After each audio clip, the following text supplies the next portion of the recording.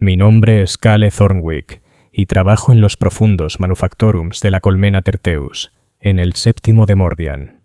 Cuando te hablo del amor en este lugar, entiende que me refiero a algo frágil y desesperado, algo que florece en los huecos entre las rutas de patrulla y se marchita bajo el peso de la vigilancia interminable.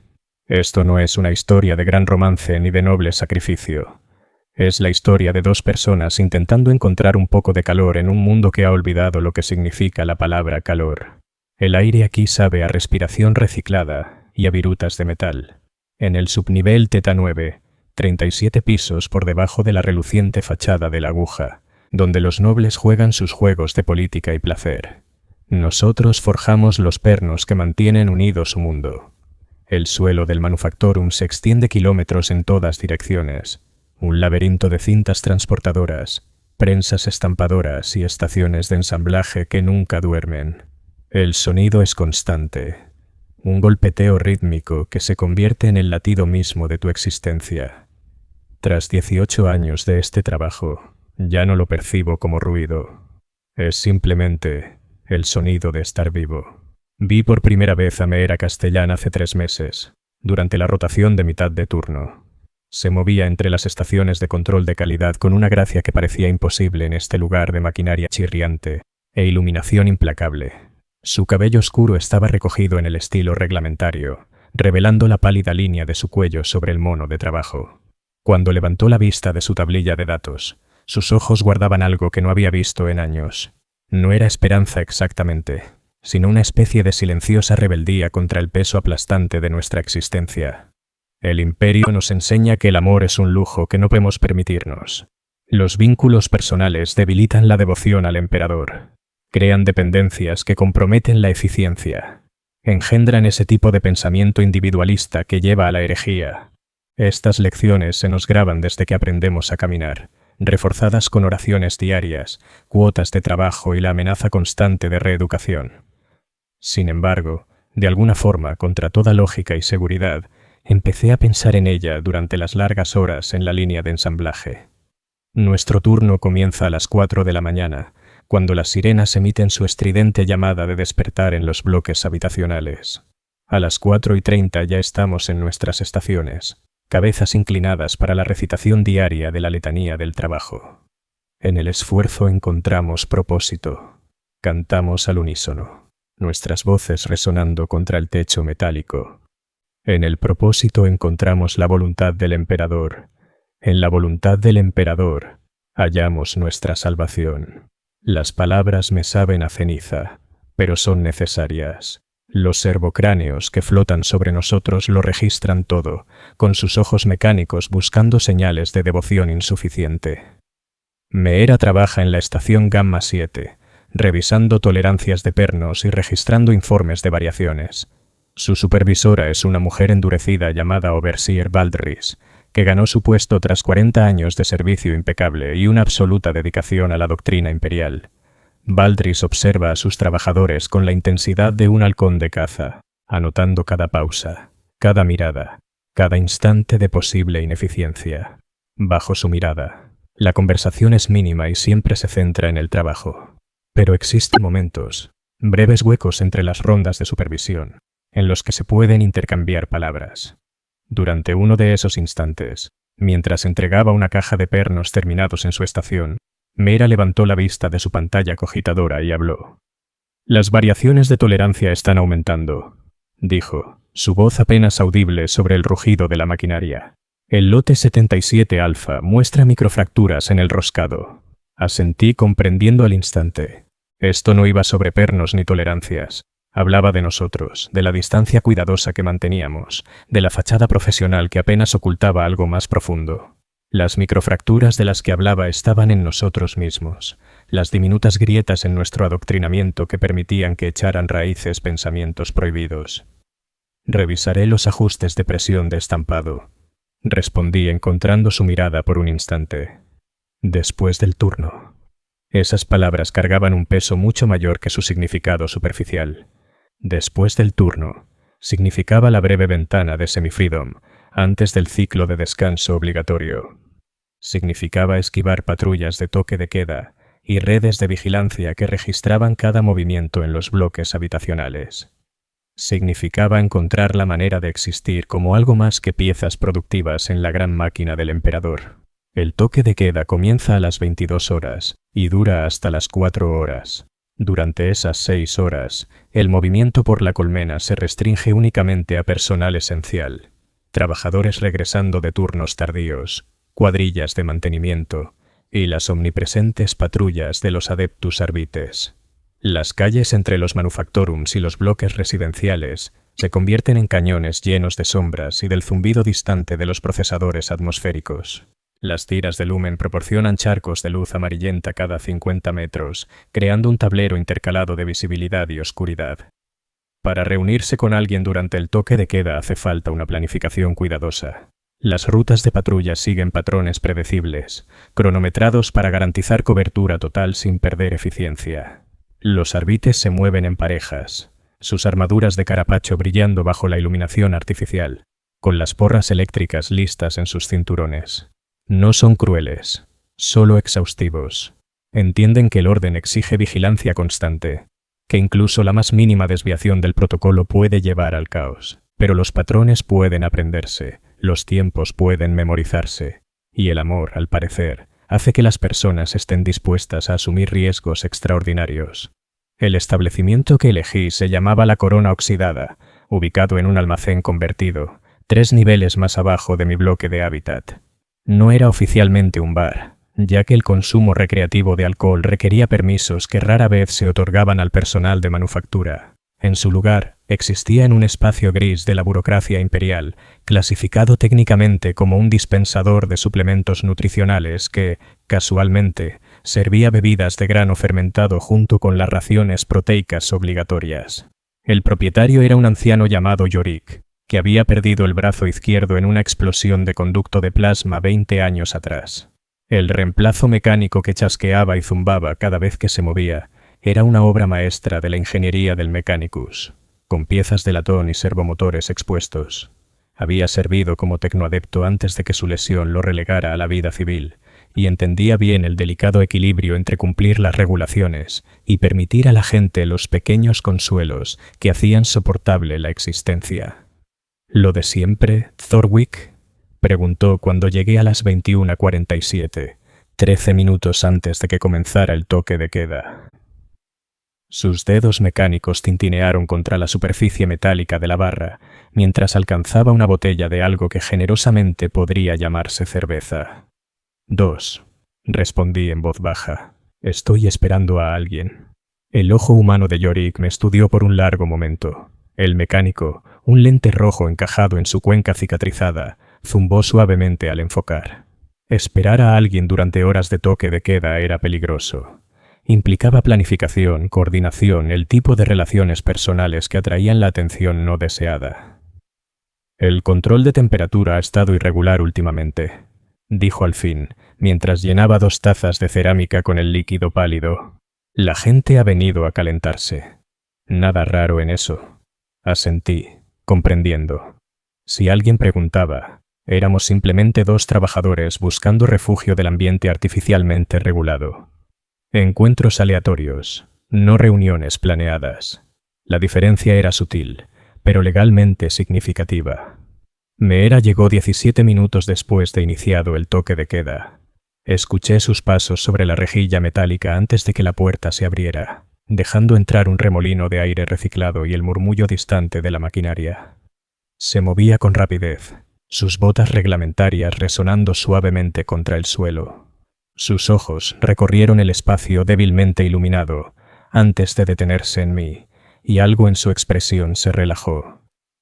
La calefacción en el bloque de Hábitat 7 vuelve a fallar, dijo en voz lo bastante alta para que Yorick la oyera, y luego, más bajo. Pensé que no lo lograría. Hay una patrulla extra en el nivel 15 esta noche.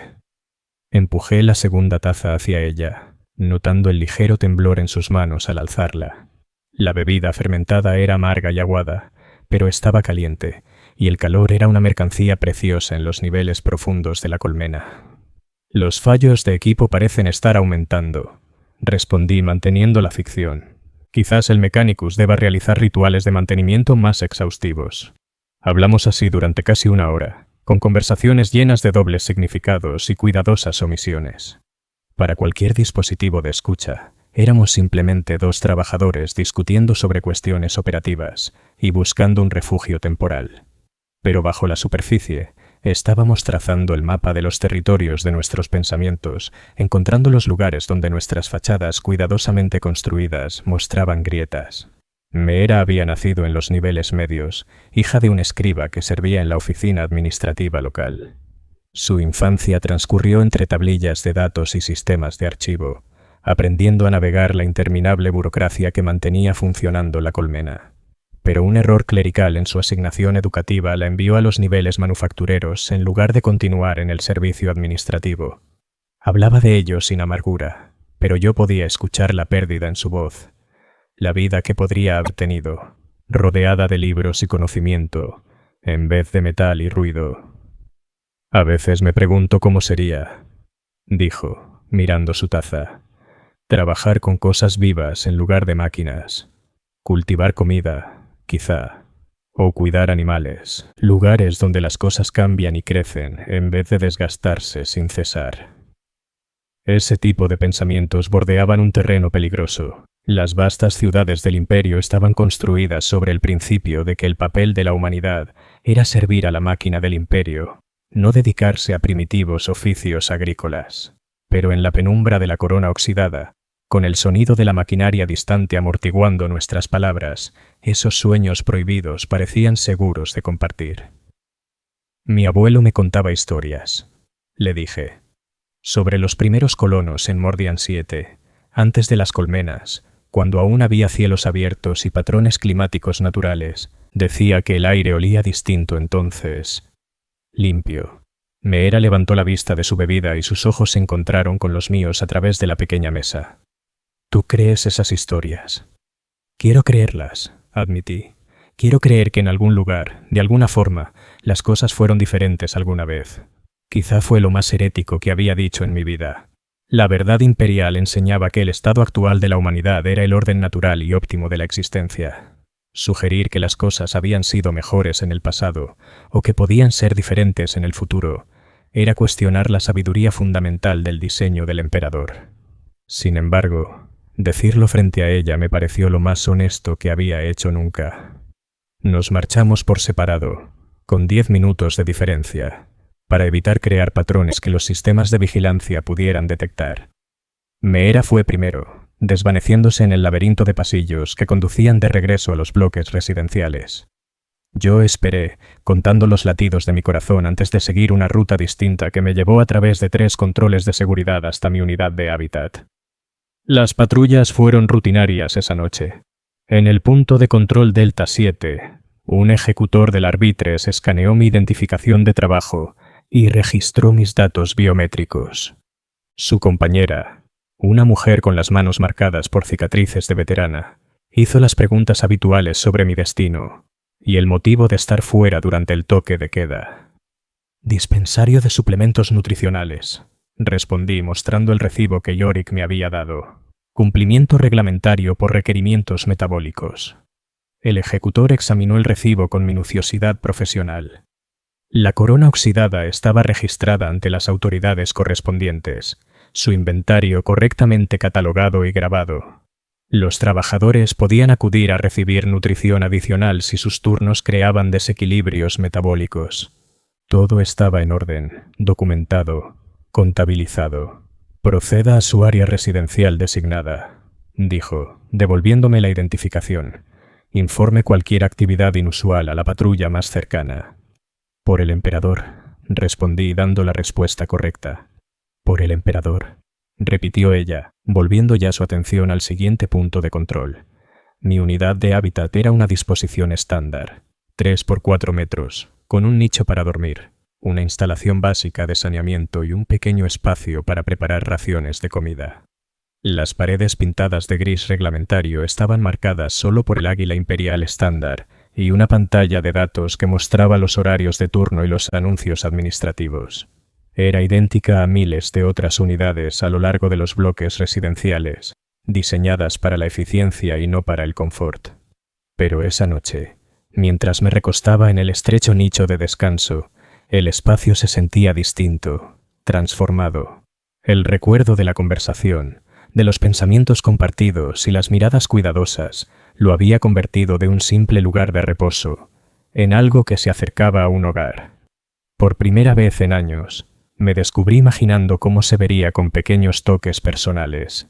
Una segunda taza en el mostrador, ropa que no me perteneciera colgando en el nicho de almacenamiento. La respiración tranquila de otra persona en la oscuridad. Pensamientos peligrosos, sí pero imposibles de detener. Coloreaban mis sueños con posibilidades que la doctrina imperial tacharía de indulgencia herética. Soñé con conversaciones que duraban más que momentos robados, con caminatas por los pasillos sin tener que fingir que éramos extraños, con una vida en la que el amor no se midiera contra cuotas de productividad ni informes de vigilancia. La siguiente mañana comenzó como cualquier otra. Las sirenas sonaron a las 4 de la mañana. La letanía del trabajo resonó en el Manufactorum a las 4:30 de la mañana. Las líneas de ensamblaje retomaron su incesante ritmo de producción. Pero todo había cambiado, porque ahora tenía algo por lo que esperar más allá del cumplimiento de la cuota diaria. Meera estaba en su estación cuando llegué con la entrega de materias primas de la mañana. Levantó la vista de su tablilla de datos cuando dejé la caja, con una expresión profesionalmente neutra. Pero había algo en sus ojos, un calor que no estaba allí antes, que hacía que la iluminación implacable pareciera menos opresiva. «Informes de control de calidad del turno nocturno», dijo, entregándome una teja de datos. «Tolerancias estándar mantenidas». «Lo pasaré a los supervisores de producción», respondí tomando la teja. Nuestros dedos se rozaron brevemente al recibirla. Un contacto que duró quizá medio segundo, pero que encendió calor en mi pecho. Ese pequeño roce me sostuvo durante 8 horas de trabajo en la línea de ensamblaje, a través de la repetición mecánica de instalación de pernos y verificación de torque, durante la comida del mediodía de almidón cadavérico y agua reciclada, a través de la conferencia de productividad de la tarde y los procedimientos de cambio de turno en la noche.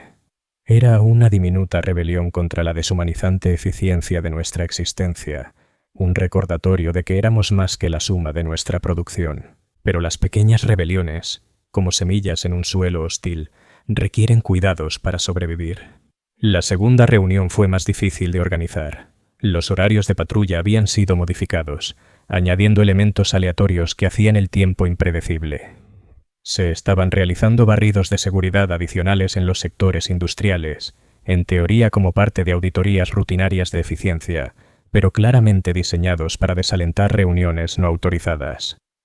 La corona oxidada seguía abierta, pero Yorick había mencionado un aumento de la vigilancia por parte de los inspectores regulatorios. Nos comunicamos a través del sistema de asignación de trabajo, incrustando mensajes codificados en los informes rutinarios de producción. Meera enviaba notificaciones de variación que incluían datos de marcas de tiempo. Yo respondía con confirmaciones de entrega que contenían coordenadas de ubicación. Para cualquier administrador que revisara, eran simplemente comunicaciones normales del proceso de manufactura. Pero dentro de los números y especificaciones técnicas estaban codificados los desesperados planes de 2 personas que intentaban encontrarse en un laberinto de restricciones y vigilancia. Entrega de pernos a Gamma 7 requiere procedimientos especiales de manipulación, decía uno de mis informes. Recomendamos evaluación de calidad a las 22 horas. Almacén 15. El almacén 15 estaba 2 niveles por debajo de la corona oxidada, en una sección de la colmena destinada a almacenamiento de inventario a largo plazo. La iluminación era mínima, activada solo por sensores de movimiento que creaban charcos de luz cuando los trabajadores pasaban. Durante el toque de queda estaría vacío, salvo por los sistemas automatizados que vigilaban las condiciones ambientales y los niveles de inventario. Llegué primero, avanzando con cuidado por corredores que había mapeado durante turnos anteriores. El almacén era vasto y estaba lleno de estanterías gigantes, cargadas con bienes manufacturados a la espera de ser transportados a otros sectores de la colmena. En algún lugar de la oscuridad sobre mí, servocráneos patrullaban en silencio, con sus ojos mecánicos registrando todo para su posterior revisión. pero las estanterías creaban puntos ciegos, espacios donde dos personas podían estar lo bastante cerca para hablar sin ser observadas. Meera apareció 15 minutos después, moviéndose como un fantasma entre las sombras de los pasillos de inventario. Llevaba un mono de técnico de mantenimiento sobre su ropa habitual, del tipo que justificaba su presencia en zonas restringidas durante las horas de toque de queda. Su cabello estaba oculto bajo la capucha reglamentaria de trabajo, pero yo habría reconocido su silueta en cualquier parte. «Esto es más peligroso», dijo sin preámbulos, acomodándose en el estrecho espacio entre dos estanterías. «Los nuevos patrones de patrulla son más exhaustivos». «Lo sé», respondí, «pero necesitaba volver a verte». La confesión quedó suspendida entre nosotros como una acusación. Necesidad no era una palabra que la doctrina imperial alentara. Necesidad implicaba dependencia, debilidad, el tipo de apego personal que comprometía la lealtad al emperador. Los buenos ciudadanos solo querían servir. No necesitaban nada más que la oportunidad de aportar su trabajo a la gran máquina del imperio. Pero yo sí la necesitaba, de formas que iban más allá de la lógica, la seguridad o la pureza ideológica. Necesitaba el sonido de su voz, la manera en que miraba el mundo con unos ojos que se negaban a aceptar que la eficiencia despiadada era la única forma de existir. Necesitaba la prueba de que, bajo las capas de condicionamiento y control, la humanidad aún sobrevivía. «He estado pensando en lo que dijiste», continuó Meera, su voz apenas un susurro, «sobre las historias de tu abuelo, sobre cómo solían ser las cosas». «Solo eran historias», respondí de manera automática. La doctrina imperial enseña que el orden actual es lo óptimo para la supervivencia de la humanidad. ¿Y si no lo es? Las palabras brotaron de ella como si las hubiera estado reteniendo durante días. ¿Y si no estamos sobreviviendo en absoluto, sino muriendo lentamente? ¿Y si esto no es vida, sino solo otra forma de muerte? Tales preguntas no eran solo heréticas. Eran peligrosas incluso de pensar. Las vastas redes de vigilancia del imperio no solo controlaban acciones, sino también pensamientos, actitudes, patrones sutiles de comportamiento que indicaban contaminación ideológica. Los ciudadanos que hacían demasiadas preguntas sobre la naturaleza de su existencia tendían a desaparecer en instalaciones de reeducación o colonias penales. Pero en la oscuridad del almacén 15, rodeados por los productos de nuestro trabajo y el zumbido mecánico de los sistemas automatizados, sus preguntas se sentían como las palabras más importantes jamás pronunciadas. «No lo sé», admití. «No sé si las cosas podrían ser diferentes, pero sé que cuando estoy contigo, todo se siente más real, más vivo, como si hubiera algo en todo esto que vale la pena preservar». Ella se acercó más, y pude sentir el calor de su cuerpo en el aire frío del almacén. «¿Es suficiente eso? Sentirse vivo solo en momentos robados entre turnos». «Tiene que serlo», respondí. «Es todo lo que tenemos». Nos quedamos allí, a la sombra de las estanterías de inventario, dos pequeñas figuras empequeñecidas por la inmensidad de la colmena que nos rodeaba.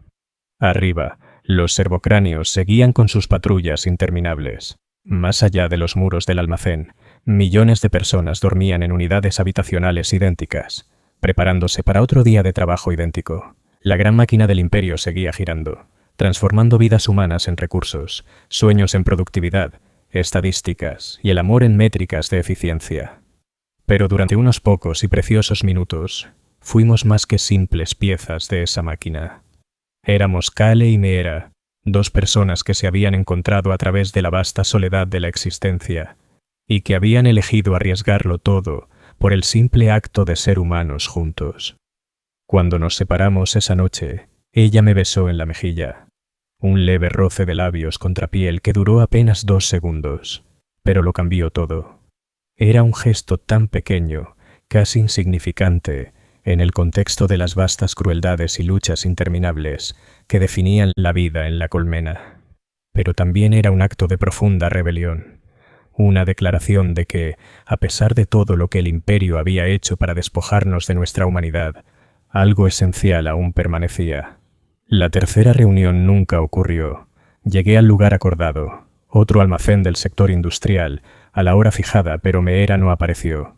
Esperé una hora más allá del encuentro programado, oculto entre los contenedores de carga y el equipo de transporte automatizado, antes de aceptar que algo había salido mal. La explicación llegó en el turno de la mañana siguiente. El supervisor Valdris hizo un anuncio a los trabajadores de la estación Gamma 7 durante la sesión de productividad. Meera Castellán había sido seleccionada para una evaluación mejorada como parte de las revisiones rutinarias de lealtad. Sería temporalmente reasignada a diferentes tareas mientras se llevaba a cabo la evaluación. Evaluación mejorada. La expresión me heló la sangre.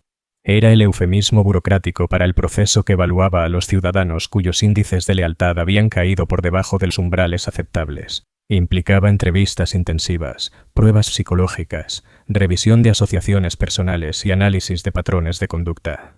Los ciudadanos que aprobaban volvían a sus tareas con calificaciones de lealtad mejoradas y protocolos de vigilancia aumentados. Los que fallaban simplemente desaparecían. Mantuve la compostura durante todo el turno, ejecutando mis labores con precisión mecánica mientras mi mente se debatía entre posibilidades. Habían detectado nuestras reuniones, habían descifrado los mensajes codificados en los informes de producción, alguien había denunciado un comportamiento sospechoso, o era simplemente una selección aleatoria, la clase de lotería burocrática que a veces reclamaba a ciudadanos inocentes como parte del hambre infinita de control del imperio. Las preguntas me atormentaron durante las 8 horas de trabajo en la línea de ensamblaje. En la pausa del mediodía, me descubrí mirando hacia la estación Gamma 7, ahora ocupada por un trabajador de reemplazo que procesaba los datos de control de calidad con la misma eficiencia metódica, pero sin la gracia de Meera. El espacio se sentía hueco, despojado de algo esencial. Esa noche, en lugar de regresar a mi unidad de hábitat, me dirigí a la corona oxidada.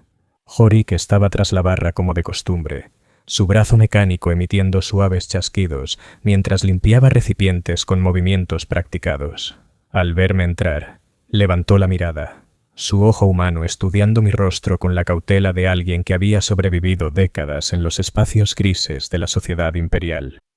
¿Turno difícil?, preguntó sirviendo una taza de cerveza de grano fermentado sin que yo la pidiera. Evaluación mejorada, dije en voz baja. Alguien que conocía. El ojo mecánico de Jorik giró al enfocarse en mi cara. Sabía lo cargada que estaba esa afirmación de implicaciones. Las relaciones personales eran monitoreadas y evaluadas como parte de las revisiones de lealtad. Los ciudadanos que formaban apegos inapropiados eran considerados riesgos de seguridad. Si el proceso de evaluación había identificado mi conexión con Meera, yo podría ser el siguiente en la lista. Interacciones solo laborales, dije, dando la respuesta segura. Coordinación de control de calidad. Por supuesto, asintió Jorik entendiendo la ficción necesaria. Las relaciones de trabajo son importantes para mantener la productividad. No hay nada malo en preocuparse por el bienestar de un colega. Mantuvimos la cuidadosa apariencia mientras bebía, hablando solo de cuotas de producción y problemas de mantenimiento de equipos. Pero cuando me preparaba para irme, Jorik se inclinó sobre la barra y habló en voz baja. La evaluación mejorada dura 3 semanas, dijo. Protocolo estándar. Después de eso, los trabajadores vuelven a sus tareas habituales o reciben nuevas asignaciones. No tiene sentido preocuparse por cosas fuera de tu control. 3 semanas. 21 días de incertidumbre, de preguntarme si la mujer que amaba estaba siendo desmantelada sistemáticamente por los interrogadores imperiales o simplemente procesada a través de un procedimiento burocrático rutinario. 21 días de mantener un comportamiento normal mientras luchaba contra el impulso de buscar información, de hacer preguntas, de hacer cualquier cosa que pudiera conectarme a su caso. La primera semana fue la más difícil. Cada mañana esperaba ser convocado para mi propia evaluación. Cada encuentro con una patrulla durante el toque de queda parecía durar más, con preguntas más inquisitivas. Cada servocráneo que pasaba flotando junto a mi estación de trabajo me parecía una acusación. Ejecutaba mis tareas con precisión obsesiva, cumplía a la perfección con todas las normativas y no hablaba con nadie más allá de los mínimos requerimientos de comunicación laboral. Pero la citación nunca llegó. O bien nuestras reuniones no habían sido detectadas, o yo no era lo suficientemente importante como para merecer una investigación. En la vasta maquinaria de vigilancia imperial no era más que otro obrero manufacturero, estadísticamente improbable de representar una amenaza significativa para el orden y la estabilidad. La segunda semana trajo un tormento distinto. Empecé a darme cuenta de cuánto de mi existencia se había reorganizado en torno a la posibilidad de verla. El cuidadoso cronometraje de mis entregas a la estación Gamma 7. Las rutas a través del Manufactorum que me llevaban frente a su puesto de trabajo. La anticipación que había hecho soportables incluso las tareas más rutinarias porque podían conducir a momentos robados de conexión. Sin esa posibilidad, el trabajo volvió a ser puramente mecánico. Las líneas de ensamblaje recuperaron su condición de instrumentos de repetición aplastante. La luz áspera volvió a ser simplemente áspera. El sabor de las raciones de fécula cadavérica, que se había vuelto tolerable por el recuerdo de conversaciones compartidas, recuperó su amargura durante la tercera semana. Empecé a entender lo que Meera había querido decir cuando preguntó si estábamos sobreviviendo o solo muriendo lentamente. La cuidadosa eliminación de la esperanza, de la conexión, de todo aquello que convertía la existencia en algo más que mera función, era en sí misma una forma de muerte, un despojo sistemático de la humanidad, hasta que solo quedaba la capacidad productiva. Pero entonces, en la mañana del día 22, ella volvió. Llegué a la estación Gamma 7 con la entrega matutina de materiales y encontré a Meera en su puesto de siempre, la cabeza inclinada sobre su pantalla de datos como si nunca se hubiera ido. Al acercarme, levantó la vista, y por un momento nuestras miradas se cruzaron en el espacio que nos separaba.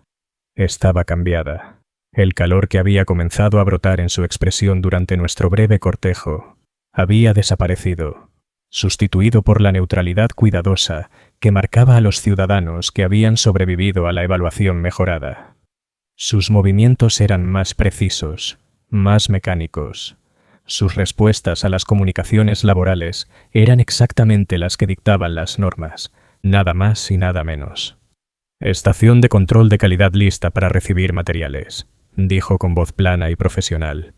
Materiales entregados según el cronograma, respondí colocando la caja con precisión mecánica. Eso fue todo. Sin significados ocultos en las palabras, sin roces intencionados al intercambiar soportes de datos, sin miradas que sugirieran nada más allá del estricto cumplimiento de los protocolos laborales. La habían devuelto a nosotros, pero la mujer que había hecho preguntas peligrosas sobre la naturaleza de la existencia se había ido. Ahora entiendo lo que realmente hace la evaluación mejorada. No solo evalúa la lealtad para devolver a los ciudadanos a sus funciones, extirpa quirúrgicamente las partes de la personalidad que podrían conducir a pensamientos o conductas problemáticas. El proceso deja intacta la capacidad productiva, pero elimina los elementos humanos que dan sentido a la productividad. Meera siguió trabajando en la estación Gamma 7 durante un mes más, hasta que recibió su nueva asignación.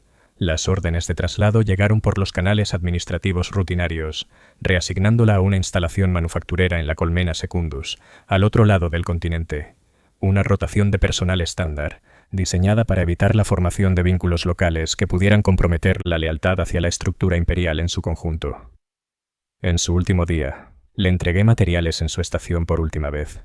Procesó la entrega con la misma eficiencia mecánica que había mostrado desde su regreso de la evaluación. Pero cuando me disponía a irme, habló.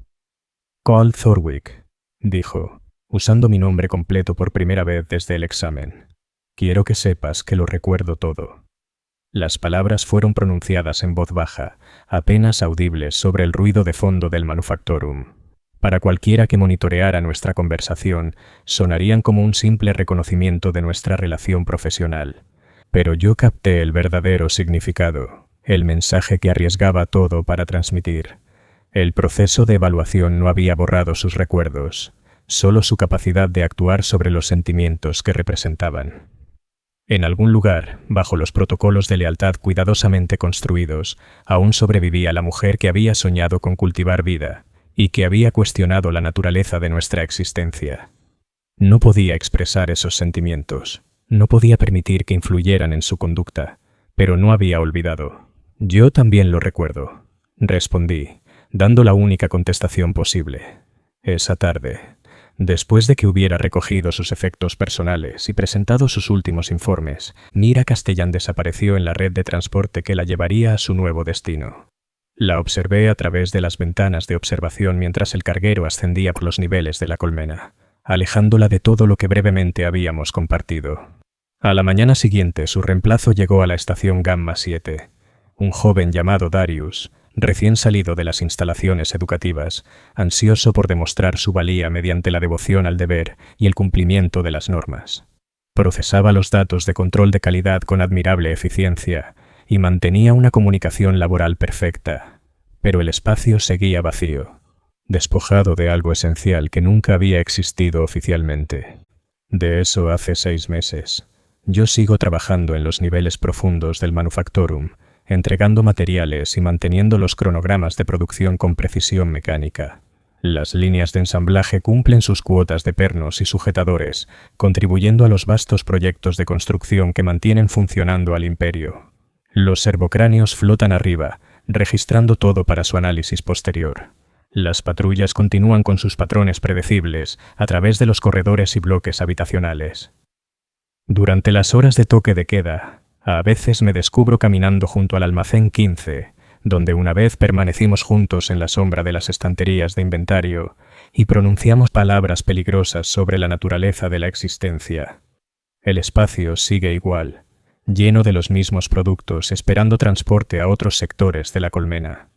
Pero ahora se siente distinto, embrujado por el recuerdo de 2 personas que se encontraron brevemente en la vasta soledad de la máquina imperial.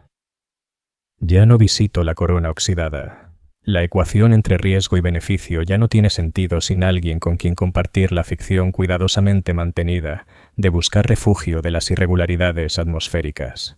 Yorick asiente cuando paso frente a su establecimiento durante los cambios de turno. Un leve reconocimiento entre sobrevivientes que comprenden el precio de los pequeños consuelos en un sistema diseñado para eliminarlos. Pero no he dejado de pensar en las preguntas que Meera formuló en aquellos preciosos momentos robados. Sobre la diferencia entre sobrevivir y morir lentamente. Sobre lo que significa ser humano en un contexto diseñado para arrancarnos esa humanidad. Sobre si las pequeñas rebeliones de conexión y cuidado valen los enormes riesgos que implican. Las respuestas, creo, dependen de lo que uno crea que significa realmente sobrevivir. Si sobrevivir es simplemente la continuación de la función biológica dentro de parámetros de productividad aceptables, entonces el sistema imperial triunfa con brillantez. Las ciudades colmena albergan a miles de millones de seres humanos que consumen sus raciones, cumplen sus tareas y contribuyen con su trabajo a la gran máquina del imperio. Sobreviven en el sentido más básico de la palabra.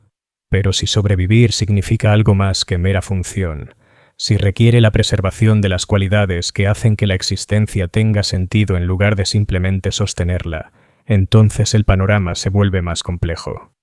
La eliminación meticulosa de los vínculos personales, de los sueños individuales y de la capacidad de amar puede preservar el cuerpo mientras mata algo esencial en el alma. No puedo saber qué ocurrió con Meera Castellán después de que su transporte desapareciera en el laberinto de los niveles superiores de la colmena. Los registros de personal solo muestran que fue reasignada con éxito a labores productivas en otra instalación. Su índice de lealtad restaurado a niveles aceptables mediante el proceso de evaluación mejorada. Ella existe en algún lugar de la vasta red de manufactura imperial, procesando datos de control de calidad con la misma precisión mecánica que demostró durante sus últimas semanas en la estación Gamma 7. Pero elijo creer que, en algún lugar bajo el cuidadoso acondicionamiento y los protocolos de comportamiento, aún existe la mujer que me besó en la mejilla, en el almacén 15. La parte de ella que se preguntaba si la eficiencia aplastante era realmente el estado óptimo de la existencia humana. La que soñaba con hacer crecer cosas y cuidar de la vida en lugar de limitarse a mantener máquinas. La que fue lo bastante valiente como para arriesgarlo todo por momentos robados de conexión. Elijo creerlo no porque tenga pruebas que lo respalden, sino porque la alternativa es insoportable. Si el amor puede extirparse quirúrgicamente sin dejar huella, si la capacidad de conexión humana puede eliminarse dejando intacto el resto de la personalidad, entonces no somos realmente humanos. Solo seríamos máquinas muy sofisticadas, programadas para imitar la humanidad, mientras cumplimos funciones que no requieren ninguna cualidad verdaderamente humana. El imperio nos enseña que tales creencias son peligrosas, que la esperanza es un lujo que no podemos permitirnos, que el amor es una debilidad que compromete nuestra capacidad de servir. Estas lecciones se repiten en oraciones diarias, en informes de trabajo, en la constante presencia de los sistemas de vigilancia que monitorean cualquier desviación de los patrones de comportamiento óptimos. Están grabadas en la misma arquitectura de las ciudades colmena, diseñadas para canalizar el movimiento y el pensamiento humanos hacia la máxima productividad. Pero en los niveles profundos del Manufactorum, donde el sonido de la maquinaria se convierte en el latido de la existencia y la luz dura hace que todo se vea igual, siguen ocurriendo pequeños actos de rebelión. Los trabajadores comparten raciones extra con colegas que están en apuros. Se cubren entre sí cuando las cuotas de productividad se vuelven imposibles de cumplir. Mantienen amistades discretas que brindan consuelo sin cruzar las líneas que activan la evaluación mejorada. No son grandes gestos de desafío contra el sistema imperial. Son diminutas admisiones de que la humanidad necesita más que mera función para conservar su sentido. Son declaraciones silenciosas de que el amor, en sus distintas formas, no es un lujo, sino una necesidad para cualquier vida que valga la pena preservar. Ahora comprendo que mi relación con Meera nunca trató realmente del romance en el sentido tradicional. Se trataba del reconocimiento de una humanidad compartida en un contexto diseñado para eliminarla. Era la prueba de que incluso bajo las condiciones más opresivas, la gente encuentra formas de conectar, de cuidar, de mantener las cualidades que hacen de la existencia algo más que simple supervivencia. El hecho de que el sistema detectara y eliminara esa conexión no disminuye su importancia. Más bien, los recursos dedicados a la vigilancia y al control demuestran lo amenazantes que esas conexiones resultan para un sistema basado en la reducción de los seres humanos a funciones productivas. El amor es peligroso precisamente porque recuerda a la gente que es más que la suma de su rendimiento laboral. 6 meses después de la partida de Meera, recibí un mensaje a través del sistema de comunicación interna. Estaba enterrado entre datos administrativos rutinarios, un ajuste menor en los cronogramas de producción que contenía un código de marca temporal oculto. Cualquiera que revisara el mensaje solo vería información burocrática estándar. Pero la marca, decodificada según el sistema que habíamos desarrollado durante nuestro breve cortejo, decía una frase simple: «Sigo recordando». Había encontrado la forma, a pesar de la evaluación mejorada, de la separación geográfica y de la vigilancia constante, de comunicar algo a través de la vasta maquinaria del sistema imperial. El mensaje no contenía información útil, no proponía futuros contactos ni sugería acciones que pudieran comprometer nuestras posiciones. Era simplemente prueba de que la memoria sobrevive, de que las conexiones forjadas entre seres humanos dejan huellas que ni el acondicionamiento más sofisticado puede borrar del todo. Nunca respondí a ese mensaje. Los riesgos eran demasiado grandes, y el sistema que habíamos usado para comunicarnos sin duda estaba siendo vigilado más de cerca desde su evaluación. Pero guardé el mensaje. Lo codifiqué en mis propios informes rutinarios como una variación irrelevante en los datos de producción y lo llevé conmigo a través de los interminables ciclos de turnos de trabajo y períodos de descanso obligatorios. Se convirtió en una especie de oración, no al emperador que exige lealtad absoluta, sino a la obstinada capacidad humana de encontrar sentido en circunstancias imposibles. Un recordatorio de que, incluso en los niveles más profundos de la colmena, donde la maquinaria del imperio tritura vidas humanas para convertirlas en recursos, el amor sigue floreciendo en cualquier espacio que pueda encontrar. La escena de los encuentros en la colmena Turchus, en la medida en que existe, consiste en estas pequeñas rebeliones contra un sistema diseñado para eliminarlas. Ocurre en mensajes codificados incrustados en informes de trabajo, en breves roces durante el intercambio de materiales, en miradas compartidas que reconocen una humanidad común a través de la precisión mecánica de las líneas de ensamblaje. Sobrevive en los espacios entre las rutas de patrulla, en los pocos minutos después del toque de queda, cuando 2 personas pueden permanecer juntas y pronunciar palabras peligrosas sobre la naturaleza de la existencia. No es el romance de la poesía ni de la ficción popular, con grandes gestos y promesas eternas. Es algo más pequeño y más desesperado, medido en segundos en lugar de años, sostenido por la memoria más que por la presencia. Pero es real, y es humano, y representa algo que el Imperio no puede controlar del todo, a pesar de sus vastos recursos y sofisticados sistemas de vigilancia. Quienes trabajamos en los niveles profundos lo entendemos de manera intuitiva. Sabemos que nuestro valor principal para el sistema reside en nuestra capacidad productiva, que somos mantenidos, alimentados y alojados no por nosotros mismos, sino por nuestra contribución a la gran máquina del Imperio. Sabemos que los vínculos personales son monitoreados y evaluados, que el amor se clasifica como un posible riesgo de seguridad, que las cualidades que nos hacen humanos se eliminan sistemáticamente siempre que interfieren con la eficiencia. Pero también sabemos que la humanidad es resiliente, que encuentra formas de sobrevivir en las circunstancias más improbables, que no puede reducirse enteramente a función mecánica sin perder algo esencial. Sabemos que los pequeños actos de conexión y cuidado que ocurren entre turnos y en los márgenes de las zonas vigiladas no son distracciones de nuestro propósito real, sino afirmaciones de lo que debería ser nuestro propósito verdadero. El trabajo continúa. Cada mañana, las sirenas suenan con su áspero llamado al despertar. Cada día recitamos la letanía del trabajo con voces que resuenan contra techos de metal. Cada turno cumplimos nuestras funciones asignadas con precisión mecánica mientras los servocráneos flotan arriba, registrando todo para su análisis posterior. Pero en los espacios entre la observación oficial, en los breves momentos en que la gran máquina de vigilancia parpadea o mira a otro lado, encontramos formas de recordar que somos más que la suma de nuestra capacidad productiva. Encontramos formas de amar, incluso cuando el amor está clasificado como un riesgo de seguridad. Ayer recibí otro mensaje, no a través del sistema de comunicación esta vez, sino físicamente, incrustado en un envío de materias primas desde la colmena Secundus. Un pequeño fragmento de metal idéntico a miles de otros en la cadena de producción, pero con microarañazos en su superficie que formaban patrones familiares al ser examinados bajo aumento. Las marcas señalaban coordenadas, no en el sistema métrico imperial estándar, sino en el código privado que Meera y yo habíamos desarrollado durante nuestro breve cortejo. Los números referenciaban una ubicación en los niveles de almacenamiento profundo, un conducto de mantenimiento que conectaba los sistemas de procesamiento atmosférico entre distintos sectores de la colmena. Debería haber informado de la anomalía. El protocolo estándar exigía que cualquier irregularidad en los envíos de materiales fuera documentada e investigada.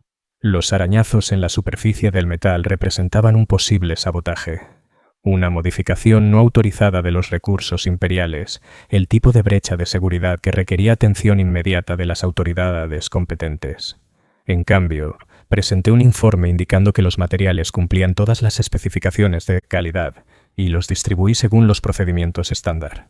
El fragmento de metal rayado desapareció en mi almacenamiento personal, donde se unió al mensaje codificado por marca temporal como prueba física de que la conexión humana sobrevive incluso a los intentos más sofisticados de eliminarla.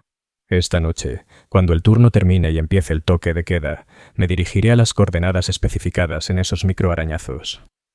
Ya conozco la ruta de memoria.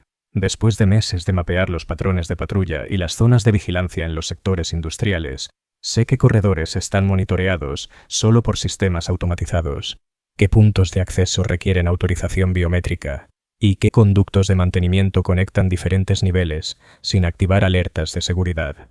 El trayecto tomará aproximadamente 47 minutos, atravesando espacios diseñados para maquinaria y no para el movimiento humano. Los sistemas de procesamiento atmosférico generan un zumbido constante de fondo que enmascara el sonido de los pasos, mientras que los túneles de servicio permiten desplazarse entre áreas sin cruzar las avenidas principales donde las patrullas concentran su atención. Pero también sé que esto representa una escalada fundamental en el riesgo. El proceso de cribado reforzado que cambió a Meera no fue una selección burocrática aleatoria. Fue el resultado de datos acumulados por la vigilancia que señalaban comportamientos sospechosos, vínculos personales que excedían los parámetros aceptables, actividades que sugerían lealtades divididas. Si ha encontrado la manera de comunicarse a pesar del condicionamiento, si ha logrado organizar este encuentro a pesar de la separación geográfica y del aumento en la supervisión, entonces el sistema ha fallado en cumplir su objetivo principal. El proceso de cribado reforzado, diseñado para extirpar quirúrgicamente las cualidades humanas problemáticas mientras conserva la capacidad productiva, no logró eliminar su facultad de formar conexiones prohibidas.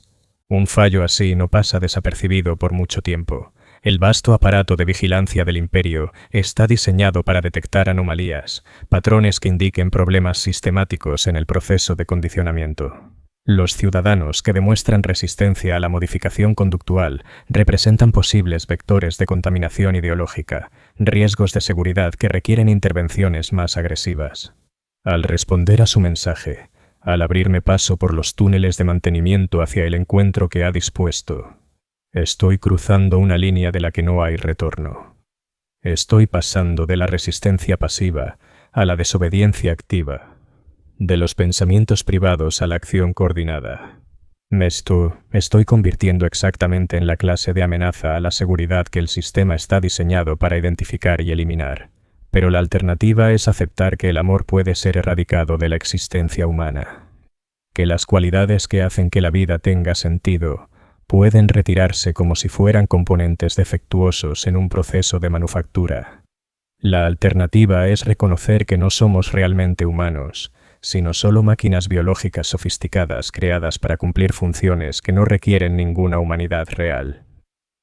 El conducto de mantenimiento señalado en las coordenadas se encuentra a 17 niveles por debajo de mi posición actual, en una sección de la colmena que alberga los sistemas principales de reciclaje atmosférico. El aire allí es más espeso, cargado con los procesos químicos que transforman los gases de desecho en aire respirable.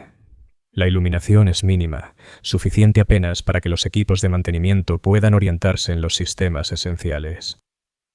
Ella ya está esperando cuando llego, de pie en el estrecho espacio entre enormes unidades de filtración que vibran con una actividad mecánica constante.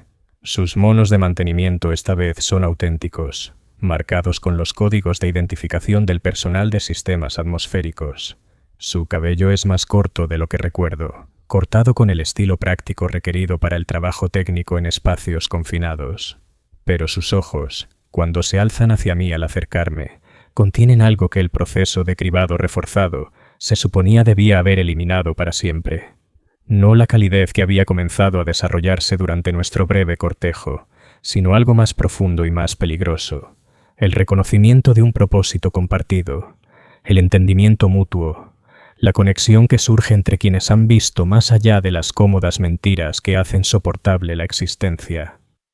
Me preguntaba si vendrías, dice ella, su voz casi perdida entre el ruido mecánico de los sistemas de filtración. Me preguntaba si aún serías capaz de organizarlo. Respondo, acomodándome en el estrecho espacio a su lado. El proceso de condicionamiento no es perfecto, explica. Elimina la capacidad de actuar según ciertos impulsos, pero no puede borrar los impulsos en sí. Permanecen enterrados bajo capas de modificación conductual, aflorando en sueños y en momentos de descuido. Eso suena a una especie de tortura. Lo es, admite. Pero también es la prueba de que hay cosas que no pueden destruirse del todo, ni siquiera con las técnicas más sofisticadas. La parte de mí que te ama todavía existe. Simplemente no puede expresarse a través de los canales normales. Permanecemos juntos en la penumbra de los equipos de procesamiento atmosférico, dos personas a quienes se les ha despojado sistemáticamente del derecho a la conexión humana, pero que aún así se han encontrado. A nuestro alrededor, la gran maquinaria de la colmena sigue su ciclo interminable de producción y control, transformando materias primas en productos útiles, vidas humanas en funciones productivas, amor en riesgos de seguridad. ¿Qué sucede ahora?, pregunto. Ahora enfrentamos una elección, responde. Podemos regresar a nuestras posiciones asignadas, mantener patrones de conducta aceptables y esperar que nuestras desviaciones acumuladas permanezcan por debajo del umbral que exige una intervención adicional. Podemos preservar nuestra existencia física, aceptando la eliminación de todo lo que la hace significativa. O podemos reconocer que hay cosas que valen más que la mera supervivencia, que el amor, incluso cuando se clasifica como peligroso, representa algo esencial de lo que significa ser humano, que resistir la deshumanización no es solo una elección personal, sino una obligación moral. Saca de su mono una pequeña pieza, no más grande que mi pulgar, construida con componentes que reconozco como materiales de fabricación estándar, pero ensamblados en configuraciones que violan cada protocolo de seguridad que he aprendido. El dispositivo pulsa con una suave luz azul que parece sincronizarse con el ritmo de mi corazón. ¿Qué es? Un transmisor, explica, diseñado para emitir en frecuencias que no están monitoreadas por los sistemas de vigilancia estándar. Puede enviar un mensaje simple, coordenadas y datos de sincronización a dispositivos similares en toda la red de la colmena. ¿Un mensaje para quién? Para otros como nosotros, personas que han pasado por el cribado reforzado, pero que aún conservan cierta capacidad de conexión humana. Trabajadores que han descubierto que el sistema no puede eliminar del todo las cualidades que hacen que la existencia tenga sentido. Ciudadanos que comprenden que sobrevivir sin humanidad no es realmente sobrevivir. Las implicaciones son abrumadoras. No está describiendo solo resistencia individual, sino coordinación organizada. Una red de personas que, de alguna manera, han mantenido conexiones prohibidas a pesar de las técnicas de condicionamiento más sofisticadas que el imperio puede desplegar.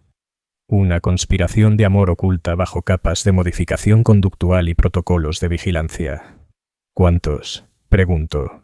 Más de los que imaginas, menos de los que necesitamos. El proceso de cribado reforzado genera una población de ciudadanos que recuerdan lo que han perdido, que cargan las cicatrices psicológicas de la deshumanización sistemática. Algunos se quiebran bajo la presión, aceptando la eliminación de su humanidad como el precio de seguir existiendo. Pero otros encuentran la manera de resistir, de mantener conexiones que ya no deberían ser posibles. ¿Y qué logran esas conexiones? ¿Qué puede lograr una red de amor contra la maquinaria de un imperio? Quizás nada, admite. Quizás solo estemos prolongando nuestro propio sufrimiento, creando elaboradas justificaciones para mantener la esperanza en un contexto que ha eliminado toda base racional para ella. Quizás la resistencia no sea más que otra forma de colaborar con nuestra propia destrucción. Hace una pausa, observando el dispositivo en sus manos con la atención cuidadosa de alguien que comprende su verdadero significado. Pero quizás el acto de resistir importe más que sus consecuencias prácticas. Tal vez preservar la conexión humana, incluso en circunstancias imposibles, represente algo valioso sin importar si alcanza o no objetivos estratégicos. Quizás el amor no sea un medio para un fin, sino un fin en sí mismo, digno de ser preservado incluso cuando su preservación parece inútil. La luz azul del transmisor pulsa ahora con mayor rapidez, sincronizada con patrones que no reconozco, pero que resultan familiares de un modo que escapa al análisis racional. A nuestro alrededor, los sistemas de procesamiento atmosférico continúan con su labor, filtrando el aire reciclado que mantiene con vida a millones de personas en el entorno artificial de la colmena. Si activo este dispositivo, continúa ella. Si envío la señal que nos conectará con la red más amplia de resistencia, cruzaremos una línea que no podrá deshacerse. Nos convertiremos en participantes activos en algo que el imperio clasificará como sedición, herejía, traición contra el orden fundamental de la existencia humana. Y si no lo hacemos, entonces volveremos a nuestras funciones asignadas, procesaremos datos de control de calidad, entregaremos materiales y recitaremos las letanías diarias con voces que resuenan contra los techos metálicos. Conservaremos nuestra existencia física a costa de aceptar la eliminación sistemática de nuestra humanidad. Sobreviviremos en el sentido más básico, pero muriendo en todo lo que realmente importa. Planteada de forma tan cruda, la elección parece casi absurda. Arriesgarlo todo por la posibilidad de una conexión humana significativa, o aceptar la supervivencia garantizada a cambio de abandonar todo lo que hace que valga la pena sobrevivir. Apostar nuestras vidas al amor o preservar la vida renunciando al amor para siempre. Pero ahora comprendo que no es realmente una elección. Es solo la revelación de decisiones que tomamos mucho tiempo atrás, quizás sin entender del todo sus implicaciones. La decisión de valorar algo más allá de la función. La de creer que los seres humanos somos más que máquinas biológicas sofisticadas. La de amar incluso cuando amar está prohibido. Actívalo, digo. Ella me mira durante un largo instante buscando en mi rostro algo que no sé nombrar. Luego presiona la superficie de control del dispositivo y la luz azul se transforma en un resplandor rojo constante, que parece llenar todo el espacio entre las unidades de filtración. Durante unos 30 segundos no ocurre nada. El transmisor sigue brillando. Los procesadores atmosféricos siguen con su zumbido mecánico y los sistemas de vigilancia continúan con su monitoreo interminable de cada rincón donde los humanos puedan reunirse. Entonces, en la distancia, otras luces comienzan a responder. No luces visibles, sino patrones en los sistemas electrónicos que gobiernan la infraestructura de la colmena. Pequeñas fluctuaciones en el consumo de energía que codifican mensajes. Breves modificaciones en los flujos de datos que transmiten información entre sectores administrativos. Alteraciones microscópicas en la corriente interminable que mantiene en funcionamiento la gran máquina del imperio. La red está respondiendo en todos los niveles industriales, en los bloques habitacionales, en las fábricas, en los almacenes y centros de transporte. Dispositivos como el nuestro están reconociendo la señal. Personas a quienes se les ha arrebatado sistemáticamente el derecho a la conexión humana se rebelan, anunciando su existencia a pesar de todo lo que el sistema ha hecho para eliminarlas. ¿Cuántos? Pregunto de nuevo, observando cómo se multiplican los patrones de respuesta en las pantallas. Más de lo que esperaba, dice ella, más de lo que debería ser posible según la eficiencia del proceso de condicionamiento. Suficientes para demostrar que la naturaleza humana es más resiliente de lo que los arquitectos del sistema creían. Pero incluso mientras habla, percibo nuevos patrones emergiendo en los flujos de datos. No son respuestas orgánicas de la red de resistencia, sino las firmas sistemáticas de los sistemas de vigilancia automatizados detectando anomalías. Por muy sofisticado que sea, el transmisor no puede ocultar que se está produciendo una comunicación prohibida. En algún punto de los vastos sistemas computacionales que supervisan cada aspecto de la colmena, se están generando alertas. Los protocolos de seguridad se activan. La maquinaria del control responde con la precisión mecánica que caracteriza todas las reacciones imperiales ante una amenaza. ¿Lo saben? Digo. Sí, admite ella. Lo saben. ¿Cuánto tiempo tenemos? Minutos, tal vez. Lo suficiente para comprender lo que hemos logrado. Lo suficiente para ver la magnitud de aquello por lo que luchamos. El resplandor rojo del transmisor comienza a desvanecerse ahora, agotada su fuente de energía por el esfuerzo de coordinar la comunicación a lo largo de las vastas distancias de la red de la colmena. Pero las respuestas continúan.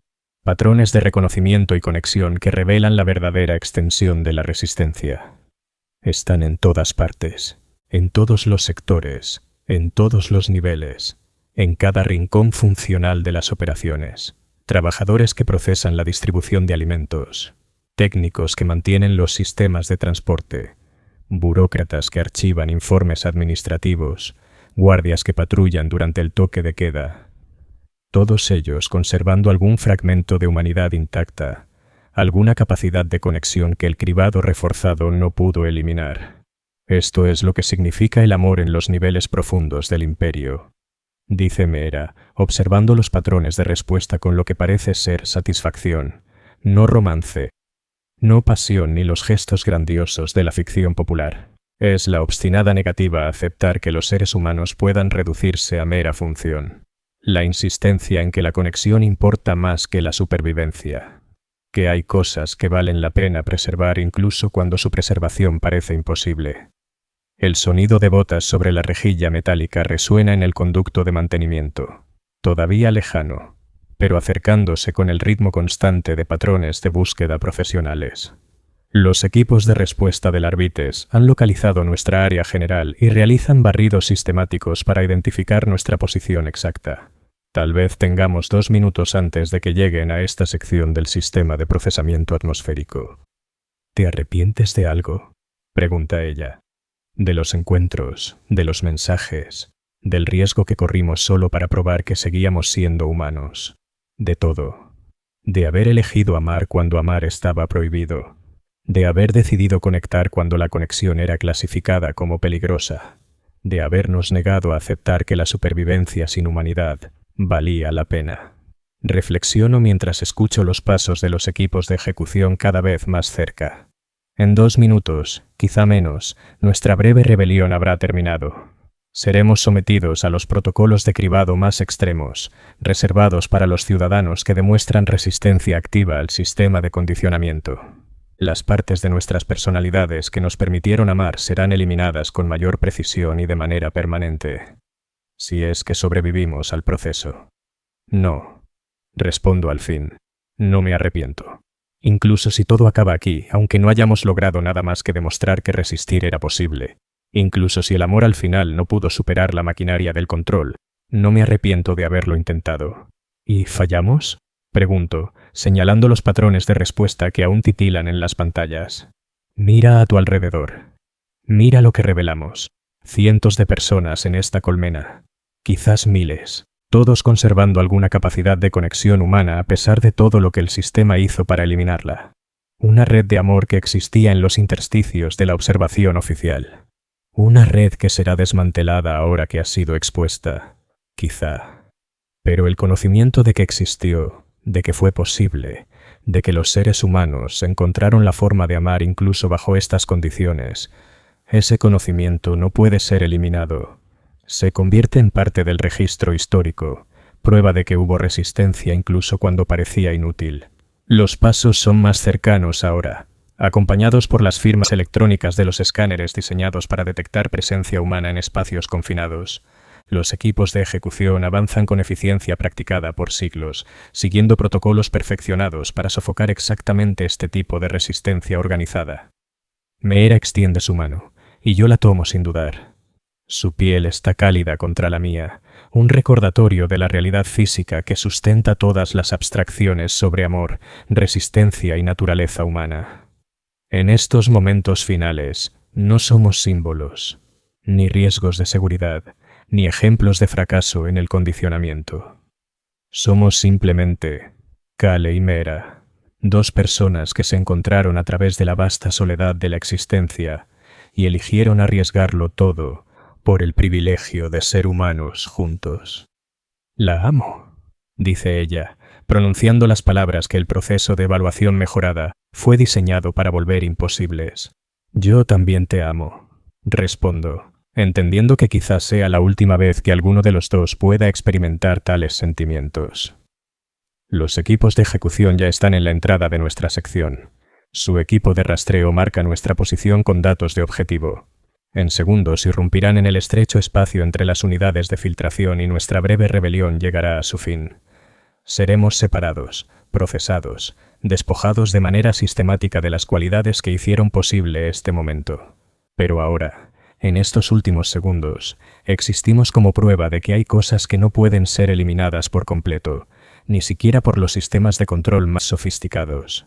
Existimos como evidencia de que el amor sobrevive en los resquicios que logra encontrar, que la conexión humana trasciende la maquinaria diseñada para impedirla, que la resistencia es posible incluso cuando la victoria no lo es.